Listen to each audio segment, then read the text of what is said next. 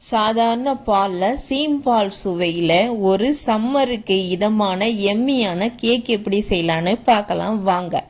1 tumbler பாலை அரை tumbler பாலாக ஆகிற வரைக்கும் நல்லா சுண்டை 1/4 டம்ளர் சர்க்கரை போட்டு சுண்டை காய்ச்சி எடுத்துக்கணும்.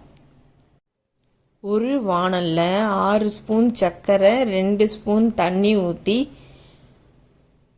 கொதிக்க வைக்கணும். லைட்டான ப்ரௌன் கலர் வர வரைக்கும் பாகுபதம் வந்தவுடனே அதை நம்ம கேக் செய்ய போகிற கிண்ணத்தில் ஊற்றி சுத்தூரம் எல்லா பக்கமும் படுற மாதிரி சுற்றி பரவி வைக்கணும்.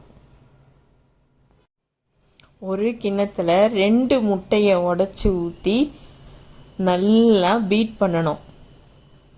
அதை பீட் பண்ண முட்டை கூட நம்ம ஆல்ரெடி நல்லா சுண்டை காய்ச்சி வச்சிருக்கிற அந்த திக்கான பாலையும் ஊற்றி கலந்து அதையும் நல்லா பீட் பண்ணணும்.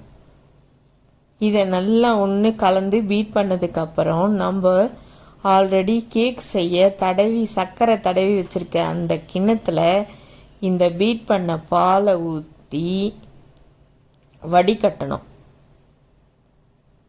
அதில் நல்லா வடிகட்டினதுக்கப்புறம் இதை நம்ம இட்லி வைக்கிற பாத்திரத்தில்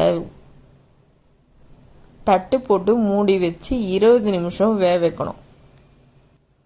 20 நிமிஷம் கழித்து கொஞ்சம் நேரம் வெளியில் வச்சு நல்லா ஆற வச்சுட்டு இதை நம்ம ஃப்ரீசரில் ஒரு 20 நிமிஷம் வச்சு நல்லா கூல் பண்ணதுக்கப்புறம் ஒரு தட்டு போட்டு கவுத்து திருப்பி கொட்டினா நம்மளுக்கு எம்மியான சூப்பரான ஒரு வெனிசுலா டிசர்ட்